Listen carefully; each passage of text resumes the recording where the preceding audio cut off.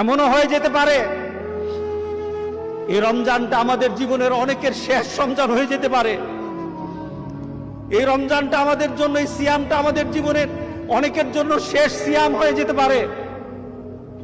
গোটা পৃথিবীর আজকে মানুষের মৃত্যুর হার, মৃত্যুর অবস্থা দেখে আমরা ভীত হয়ে আল্লাহর দরবারে এই নিবেদন করা দরকার, মাবুদ, যে রমজানগুলি পালন করছি এই রমজানগুলির মাধ্যমে আমাদেরকে তোমার দুজক থেকে আমাদেরকে বাঁচায়া দাও।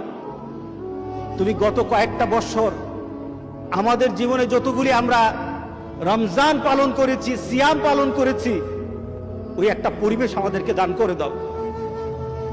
এখনো বসে আমরা এই চিন্তায়, আমরা হয়তো এই চিন্তায় আছি যে এই বছরে রমজান না হয় আগামী বছর রমজান তো আবার আগের মতো পালন করব। কিন্তু মাবুদ যদি কাউকে সিলেক্ট না করে, দেখা যাবে আগামী বছরের রমজান হয়তো অনেকে পাবে না। সামনে পাবো কি না পাবো এটা তোমার ফয়সালা, এটা তোমার ফয়সালা।